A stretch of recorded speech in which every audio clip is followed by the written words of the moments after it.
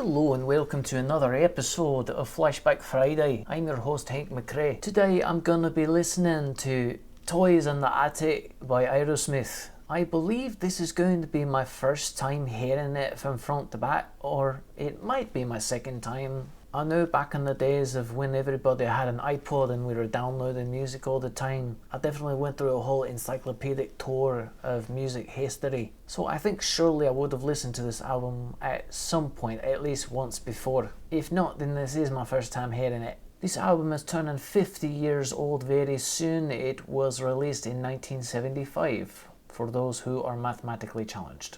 All I really knew about Aerosmith back in the day, I was a child of the 90s. So I can remember seeing the music video for, I think the song was called Crazy. And of course it had the beautiful ladies Liv Tyler and Alicia Silverstone in it, if I remember correctly. So that would have been early 90s, and then I can remember the big hit song they had with the ballad Don't Want to Miss a Thing. And that is included in the soundtrack for Armageddon, big Michael Bay movie with Ben Affleck, Bruce Willis, a whole slew of great actors in the supporting cast.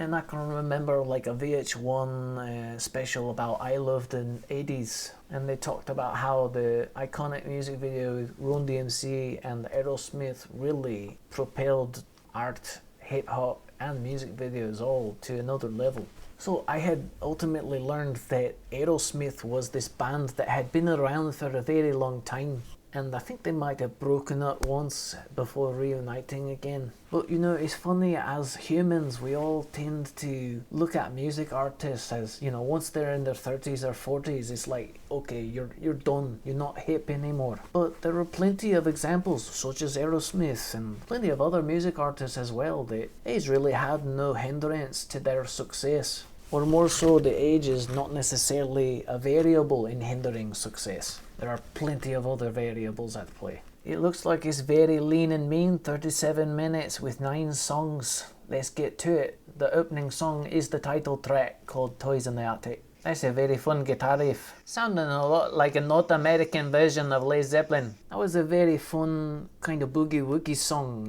1970s rock and roll version of it. It's a good opening track. The next song is called Uncle Salty. The guitar work here on Uncle Salty, again, reminded me a lot of Led Zeppelin. Of course they're going to sound similar though, because they probably had a lot of similar influences. It's all rooted in the blues. And Steven Tyler, of course, is one hell of a rock vocalist. He's probably top 10. I have not made a top 10 vocalist list.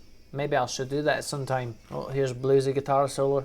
This song's growing on me more. It's very swinging. Another fade out song. I feel Uncle Salty is a good song. Not great, not bad. The next song is called Adam's Apple. More great guitar riffs. Feel like this is a song that should have been on Guitar Hero if it was not already. Love at first fight. That's a good line. I feel like Steven Tyler's lyrics are overlooked. He's a little underrated as a lyricist. That's the first song with a true ending, no fade out there. Alright, the next song is something that a lot of us have heard already. It's called Walk This Way. Iconic guitar riff. This band is so fun. It's a great song. Iconic, fun song. I'm already enjoying this album much more than several of Led Zeppelin's albums. The next song is called Big 10-inch Record. Oh, little horn section there in the beginning. That boogie woogie bass line. Oh my gosh, this is like something that would be out of the 1950s. It's really cool to see bands changing it up like that. Yeah, they're going for like classic rock and roll boogie woogie here, wow.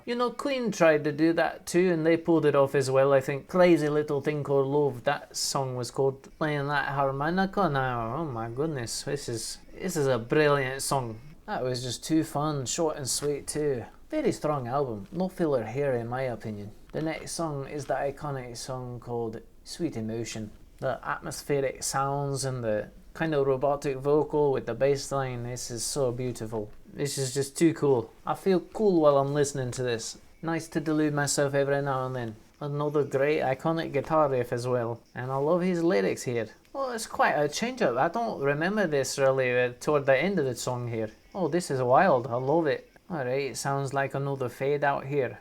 Okay, I don't know what else I can say about Sweet Emotion. I mean, it's such a big hit song, international hit, really. Absolutely adored that song. Brings to mind how Joe Perry, I feel as a guitarist, is a bit overlooked, maybe underrated. I mean, yes, he's got, plenty of hit songs underneath his belt, but I don't feel that he's really in the conversation about great guitarists whenever it's brought up. The next song is called No More No More. Hearing acoustic and electric here for a change. Those subtle little departures in sound really make for a rich listening experience.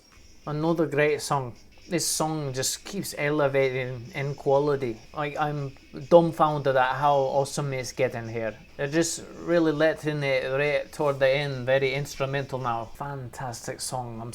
I'm completely floored by No More No More. That's emerging as one of my more favourite ones next to the obvious big hit songs there. Alright, the next song is called Round and Round. This song really gives Led Zeppelin a run for their money. Wow. Very hypnotic mid-tempo song. They do kind of an off-color note that reminds me more of heavy metal as well. Harmonising guitars here. This band's brilliant. Blown away by that song. When it started out, I wasn't so sure about it, but it just kept getting stronger. This truly is a lean and mean album so far, and we're at the final song already. It's called You See Me Crying. Again, changing up so subtly with a different sound. You got piano going on here. I mean, they had piano on the album earlier, but the piano's really leading the song here. The vocal acrobatics he's well known for, and here's no exception. It's absolutely spellbinding. More of an orchestral swell going on here as well. Yeah, they got the string section now. Wow. They knew this was a masterpiece and they wanted to make that the closing track. Yeah, this is top tier song right here. I often say who cares about perfection, but I think I just heard a perfect album there. Toys in the Attic, absolutely a masterpiece from start to finish. Would I be willing to listen to this album again? Yes, and I probably will do it several more times this year. Also makes me extremely curious to listen to more albums from Aerosmith. It's an absolute privilege for me to be able to listen to music as little or as much as I can each week, and hearing something like this body of work here really makes me so grateful to be alive. Again, a band like Led Zeppelin is highly regarded as a great band, and of course this is mainly due to a lot of the great songs that they have released and a few albums that were absolute masterpieces as well. But I can already think of like 3 or 4 Led Zeppelin albums that I don't enjoy as much as I just enjoyed Toys in the Attic there. I also feel they didn't waste any of my time. Not a single song would I really want to skip. Thank you so much for tuning in to Flashback Friday. I'm your host Hank McRae of Without a Face. Be sure to check out some of my music at wafmusic.com if you have not already. You might like it, you might not. Depends on your taste, really. Bye.